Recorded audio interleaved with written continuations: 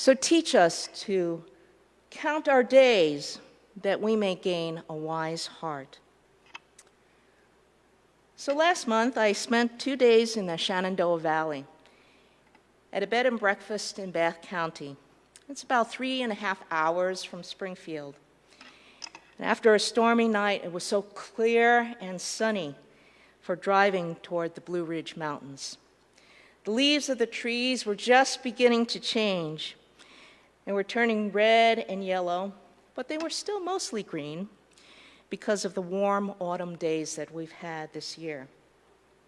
Horses and cows were grazing in the fields, and bleating baby goats reminded me that life starts again.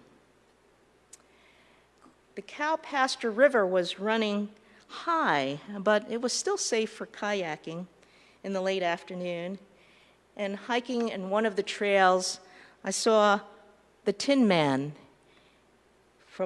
made from a car muffler, and he was leaning against a tree. Kind of reminded me of the Wizard of Oz. I even found Warm Springs Gallery, filled with contemporary and fine art, paintings from realism to abstraction, and landscapes, fine craft, sculptural objects in glass and wood and clay, and even bronze. It was a wonderful getaway after more than 6 months sheltering in place due to the pandemic, where one day runs into the next, and you feel like Rip Van Winkle, snoozing away 20 years in the Catskill Mountains. Washington Irving's short story in the early 19th century was written during a time of profound political change in the United States, but where society's success depended on remembering their past. The moral of the Rip Van Winkle story is that life goes on. It doesn't wait for anyone. If, like Rip Van Winkle, a person decides to take a nap, life will pass away. So on one of the walls near the common room at this bed and breakfast, I found this Native American prayer. I invite you to listen and to pray. O Great Spirit, whose voice I hear in the winds, and whose breath gives life to all the world, hear me. I am small and weak. I need your strength and your wisdom. Let me walk in beauty and make my eyes ever behold the red and purple sunset. Make my hands respect the things you have made, and my ears sharp to hear your voice. Make me so wise that I may understand the things that you have taught my people. Let me learn the lessons that you have hidden in every leaf and every rock. I seek strength not to be greater than my brother, but to fight my greatest enemy, myself. Make me always ready to come to you with clean hands and straight eyes. So when life fades, as the fading sunset, my spirit may come to you without shame. Amen. So the questions for us these days is how long we'll be sheltering in place due to the pandemic? And what does God really want to do with us during this racial unrest? How will Yahweh shape us in this economic shutdown to love our neighbor? And how will we respond to the widow, the orphan, and the stranger? Will the social and political chaos crush us, or will we be conformed into the image of Christ? Psalm 90 is the only psalm of Moses in the Psalter. And because Moses predates David, it may be the oldest psalm. Moses' lifespan can be divided into 3 parts. about 40 years in each part. For the first 40 years, he grew up a leader of Egypt. For the next 40 years, he traded in the life experience of Egypt and became a man that God could use. Finally, in his last years, God used Moses to deliver God's chosen people from oppression to the promised land. Some have suggested that Psalm 90 should be read with Deuteronomy 32, which is the song of Moses. But some others see it as a prayer written by Moses when he was 70 or 80 years old, amid the second half of life. Verse 10 says, "The years of our life are 70, or even by reason of strength, 80. It is likely that Moses mentions this as a reflection on his own life. If this is true, Psalm 90 was written at a time when Moses was contemplating his own death. In his own words, God has granted people a lifespan of 70 years, and maybe 80 if they are hale and hearty. This obviously is just a general principle. It's not a rule or a law of science. But this verse invites us to consider what actually was going on in Moses' mind on the backside of the desert, exiled because of his murderous actions in Egypt. In the Tanakh, which is the Jewish sacred writings of instruction, the earlier verse 3 of Psalm 90 reads, "You bring man to the crushing point, and you say, 'Return, O sons of men.' God turns to dust something that is solid, sometimes people's bones, but mostly it's people's minds or people's lives. Yet Yahweh is near to those who are crushed and oppressed." Psalm 90 is a psalm of community lament of Israel. When the nation was in crisis, the people cried out to God, but were reminded, "Yahweh, you have been our dwelling place in all generations." Verses 7 through 12 contrast God's eternal being and the transience of human nature. Israel struggled with God's divine will. They and we stand before Yahweh and are subject to God's judgment. The appeal was made for God's grace and mercy as Israel trusted Yahweh's hesed, or his loving kindness. Psalm 90 was a common prayer, bemoaning the brevity and frailty of human life, because Israel was not yet in the promised land. They would be reminded again and again of this prior time to the kingdom of David and the building of the temple of Jerusalem.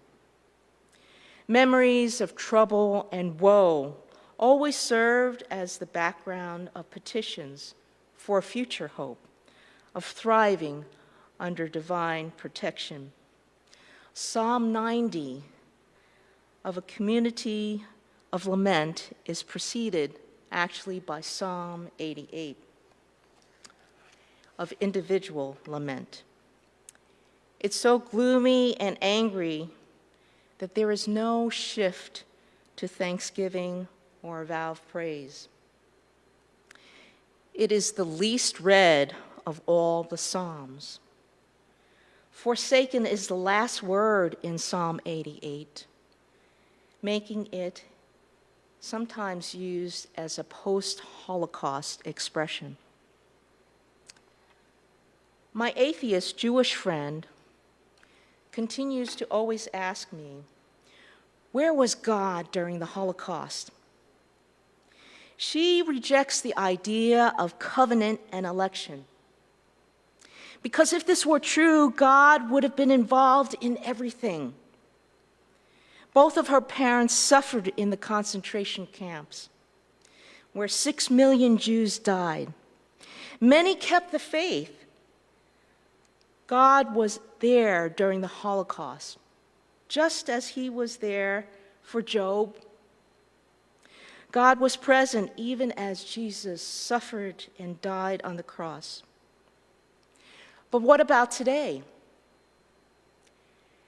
There are 380 detention labor camps for Muslim Uyghurs living in China's Xinjiang.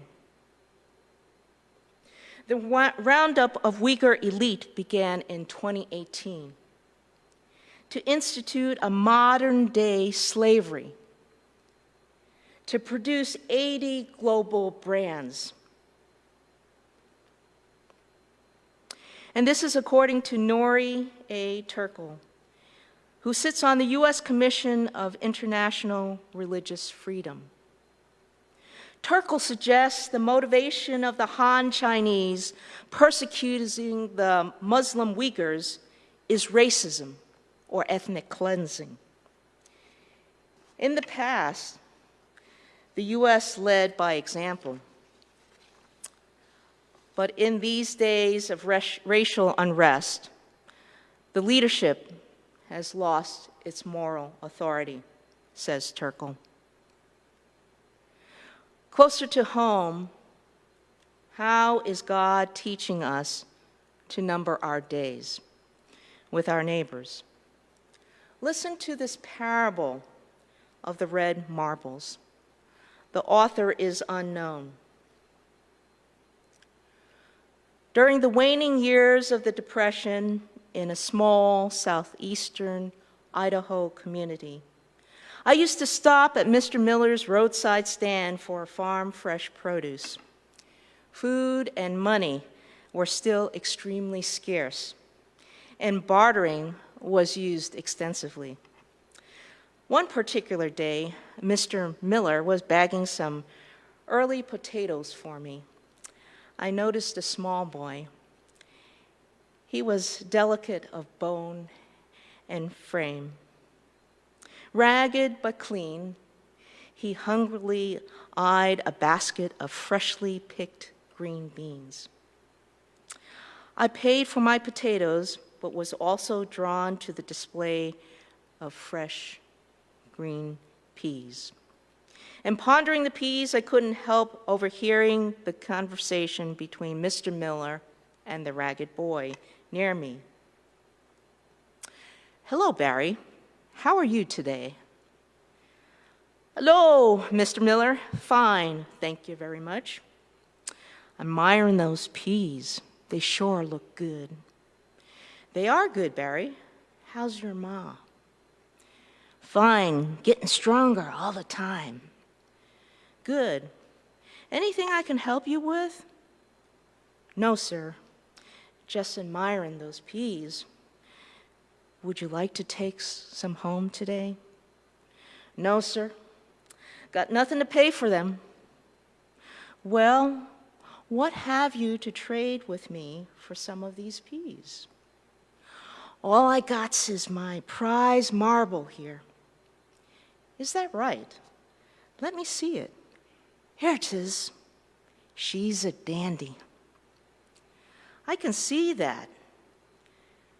Only thing is, this is blue. And I sort of go for the red ones. Do you have a red one like that at home?" "Not exactly, but almost."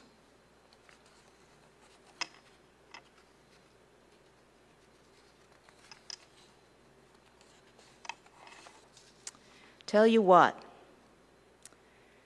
take this sack of peas home. And the next trip this way, you let me look at that red marble." "Sure will. Thanks, Mr. Miller." Mrs. Miller, who had been standing nearby, came over to help me.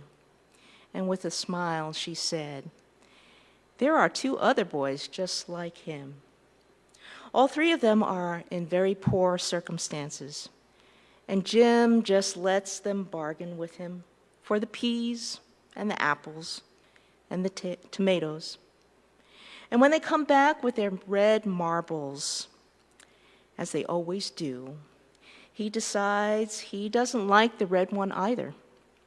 And so he sends them home with a bag of produce for a green marble or an orange one. I left the stand and I smiled to myself, impressed with this man. A short time later, I moved on to Colorado, but I never forgot the story of this man and the boys and their bartering. So several years went by, and just recently I had the occasion to visit some old friends in this Idaho community. And while I was there, I learned that Mr. Miller died. They were having his viewing that evening, and so my friends wanted to go, and I agreed to go with them. Upon our arrival at the funeral home, we fell into line to meet their relatives and to offer our condolences. Ahead of us in that line were these 3 young men, and one of them was in an army uniform, and the 2 others wore nice dark suits and white shirts, and they were looking very professional. They approached Mrs. Miller. Each of these young men hugged her, and they kissed her on the cheek, and they spoke briefly with her, and then they stood before the casket. Each man stopped briefly and placed their own hand over the cold and pale hand in the casket. Each left the mortuary awkwardly wiping away their tears. But our turn came to meet Mrs. Miller, and I told her, I mentioned the story she told me about the marbles. And as she took my hand and led me to the casket, she said to me, "See, those 3 young men who just left? They were the boys I told you about. They told me how much they appreciated how Jim traded things for their marbles. And now at last, when Jim could not change his mind or about the color or the size of the marble, they came to pay their debt." "We've never had a great deal of wealth of this world," Mrs. Miller said, "but right now Jim would consider himself the richest man in Idaho." With loving gentleness, she lifted the lifeless fingers of her husband. Resting underneath were 3 shiny red marbles. So God promises us to be our refuge during our pilgrimage in life.